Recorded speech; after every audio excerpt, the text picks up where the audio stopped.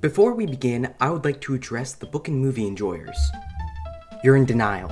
So in my personal opinion, which is based in facts and logic, I believe that video games are the best medium for storytelling. I also believe that a case can be made for why it is, objectively, the best medium for storytelling. So, today I'm going to talk about that. Actually, let's start with what makes any medium good. When you are telling a story, you want people to be invested. Even if your story has the best hook, if it's boring throughout, no one's going to recommend it and you fail as an author. In order to prevent people from refunding their attention, you have to make it investing, and that can be done in many ways. Now let's see how each of them do it. While talking about books, it's going to sound like I'm a generic, video game loving, book hating, dumb little kid. So I'll preface it by saying books are still a good medium for storytelling. But if you'd settle for that, then I wouldn't be surprised if I received several angry telegrams from all the 1800s skeletons still hanging on out of pure book patriotism. Jokes aside, books are great. Their greatest strength is their ability to tell the story in as much detail as possible. Depending on the editor, the author has the power to create a completely uncompromised vision with no varying factors. It doesn't depend upon a production value, it doesn't care about audience attention spans or theatrical releases,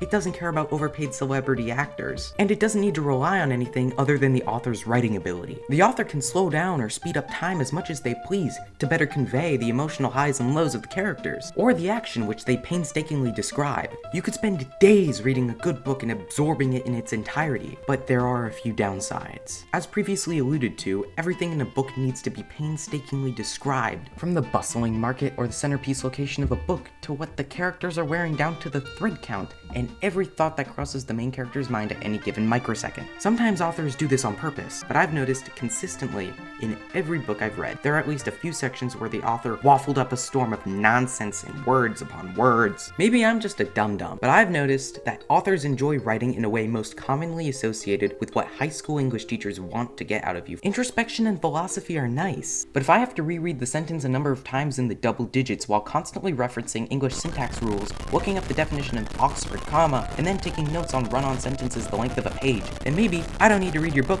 and you don't need to write like we're still in the 16th century. Additionally, it's nearly impossible to convey the exact vision that you have as an artist in just words. So things like action scenes are almost always just a bunch of vague noise, which is a weakness unique to books. Then again, a common phrase I've heard in this industry is, whatever the reader can imagine is almost always cooler than what you can put into words. Which I've gotta agree with, but that's a bad excuse if I've ever heard one. Just make the reader do all of the work, trust me! Since we're going in rough chronological order, I thought I'd touch on the forgotten sibling of creative storytelling, the stage play next. I'm gonna be real brief, since by no means am I an expert on the topic. I've never even been to a live performance outside of a high school drama class, but from what I've gathered, there's some really good potential with these doodads. Think back to the metric that we were using for this video. Audience investment. What's the best way to invest in an audience? Well, it's audience participation and interactivity. With books and movies, there's always that disconnect between the story and the audience. But in theater,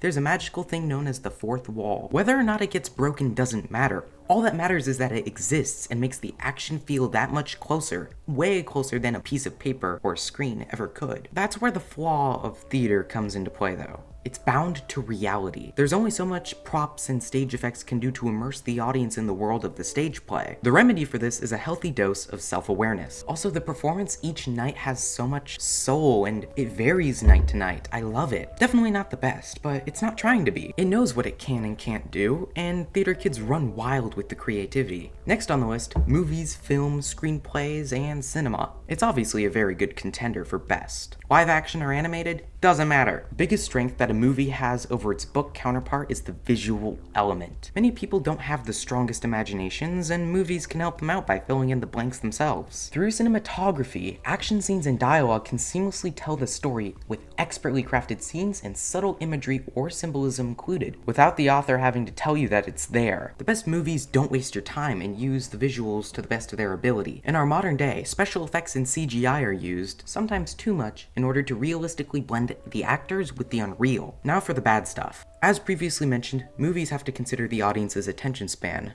Whereas books can easily be picked up and put down, movies have a certain disconnect with the audience. It's harder to do that with movies because the screenwriter can't anticipate having to rebuild audience investment at the start of every new scene, in case they decide to pause the movie for a day or two. And most movies receive theatrical releases, which would be a nightmare to endure for more than 3 hours. I just went to go see Wicked in theaters a few weeks ago, and my butt was already numb halfway through. It's for this reason, as well as movies being really expensive to produce these days, that films' stories are often compromised and shortened to a more attainable length, which results in a lot of deleted scenes, and the story being told suffers as a result. At long last, I return to my safe haven, video games. Just like movies, video games have production costs, and a production cycle so limiting that those creating it often have to crunch just to finish it in a profitable time. That marks the end of the negatives. Video games incorporate every aspect that makes the other mediums so great. A video game could have books inside of it. Same thing with movies. There can be so many cutscenes in a video game that a movie could be made just out of those. But the greatest strength that a video game has is the interactivity that the players have with the game. The player has a direct impact with whatever they're seeing on the screen, and for many that's the magic of playing a video game. The player gets the next best thing that comes after getting front row tickets, which is actually being able to be in the performance. Video games can also be very long to fully encompass the story that they want to tell, especially RPGs. And when the player inevitably takes a break for a day and comes back, their investment is immediately rebuilt by the gameplay. Oh, that's right, the gameplay! You get to play a game with your story.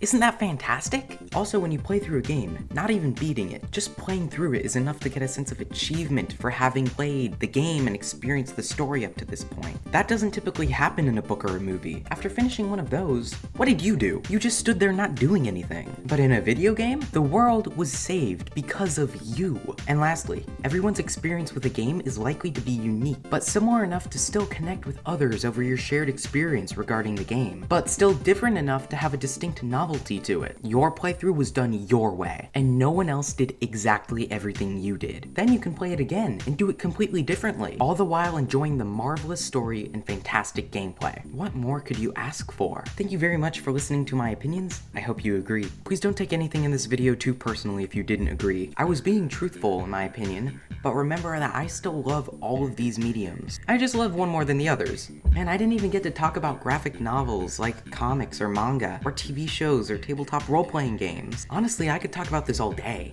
And if you want to hear my extended thoughts on the matter, please let me know. Thanks again, and I'll talk to my camera for y'all some other time.